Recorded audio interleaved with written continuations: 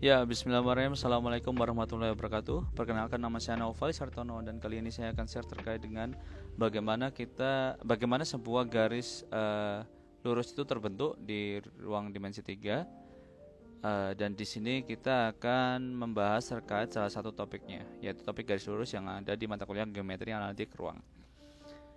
Secara prinsip, pada video kali ini kita akan membahas dua hal, yaitu bagaimana persamaan itu terbentuk, persamaan garis lurus. Yang kedua adalah bilangan arah. Jadi nanti kita akan bahas terkait dengan bagaimana suatu garis itu terbentuk dan persamaannya. Oke, kita berangkat ke materi ke slide berikutnya.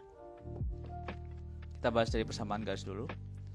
Nah, dari persamaan garis itu teman-teman, itu bisa terbentuk dari dua cara, yaitu adalah pertama, kita bisa melihat bahwa sebuah garis itu adalah sebuah perpotongan antara dua buah bidang. Jadi ketika teman-teman bayangkan ada bidang satu yang ke sana, bidang dua ke sana, maka dia akan memotong. Nah, potongannya ini berbentuk sebuah garis. Oke, akan membentuk sebuah garis. Kayak teman-teman membuka buku lah. Buku itu kan ada, ketika dibuka itu ada garis tengahnya, yaitu jadi garis. Analoginya seperti itu. Yang kedua, bahwa sebuah garis itu bisa terbentuk berdasarkan dari dua buah titik dan arahnya tentunya.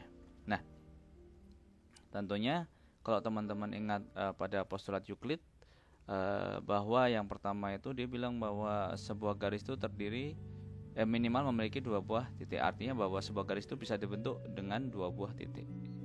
Nah, seperti itu. Oke, berikutnya kita akan ngebahas dari aspek dua buah bidang dulu, dari garis yang terbentuk dari dua buah bidang dengan persamaannya ya. Nah, garis sebagai perpotongan dua buah bidang. Diberikan dua buah bidangnya ada V1 dan V2. Oke, ada V1 dan V2 dengan ini persamaannya dan saling berpotongan dan membentuk garis G.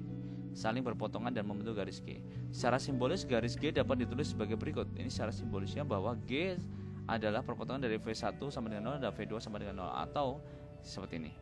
Nah, atau dengan cara lain kita juga bisa menulis bahwa G itu adalah seperti ini. V1 sama dengan 0, V2 sama dengan 0.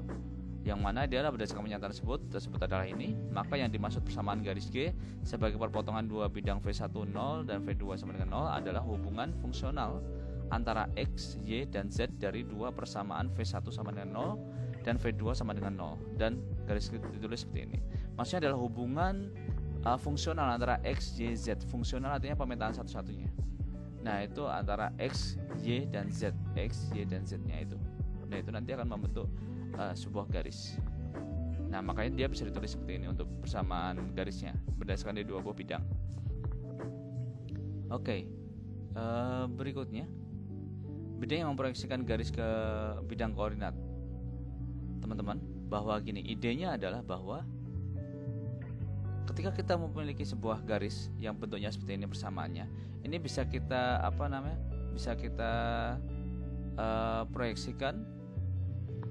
proyeksikan ke bidang YOZ, XOZ, dan XOY. Seperti yang saya jelaskan di video pada pertemuan pertama di perkuliahan, nanti saya share-nya di sini.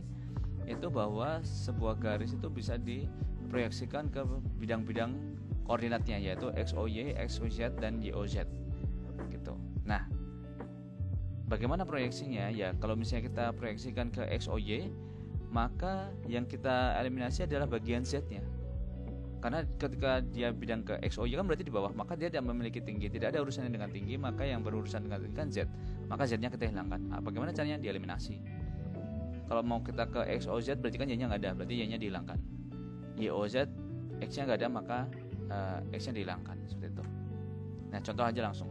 Misal kita memiliki persamaan seperti ini, persamaan garis, akan diproyeksikan bidang XOY, artinya Z-nya hilang kan, maka menghasilkan 3X plus 7Y sama dengan 21. Bagaimana caranya? Ya dijumlahkan saja, yaitu Z tambah Z kan hilang. Nah, ini 21, 7, 3 gitu. Dari persamaan tersebut, maka garis G yang telah terproyeksi ke bidang XOY adalah ini. Dan ketika Z-nya sama dengan 0 kan, ketika Z-nya sama dengan 0, jadi dia ini adalah persamaannya dan ini adalah kondisinya ketika Z-nya sama dengan 0. Oke. Berarti kalau misalnya nanti ke bidang YOZ, maka di sini juga tulis X sama dengan 0 gitu. Oke, lanjut. Nah, kita akan membahas terkait dengan arah garisnya.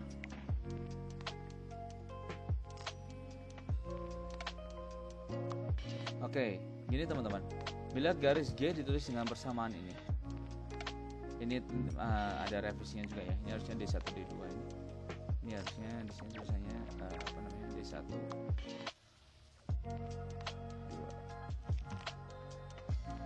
Oke, D1 D2. Oke.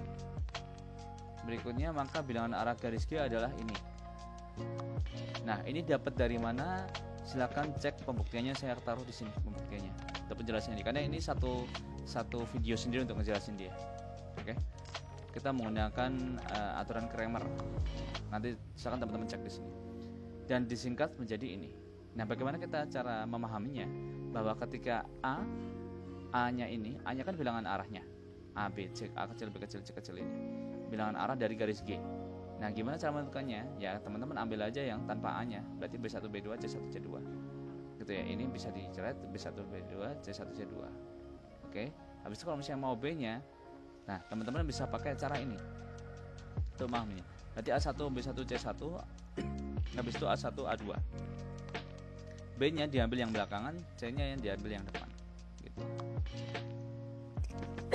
Oke, maaf. Jadi berikutnya A1, B1, A2, B2 untuk C-nya. Gitu. Contohnya ini aja.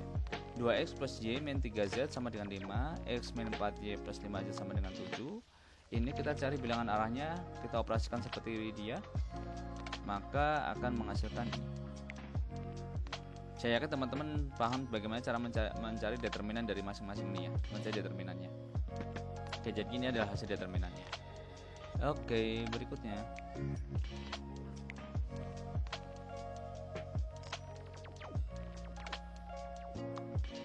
Bilangan arah garis melalui dua titik. Nah, ini yang tadi kita bahas. Ini adalah cara keduanya. Diketahui titik P dan Q sesuai pada gambar tersebut. Misalkan PQ adalah T. Bagi PQ ini adalah T nih. Oke, dari P ke Q adalah T. Dan komponen-komponen garis PQ adalah X2 min X1, Y2 min Z1, Z2 min Z1. Oke. Ini saya yakin teman-teman paham ya. Ini bagaimana cara ini urusannya tentang apa? Yaitu tentang PQ tadi itu.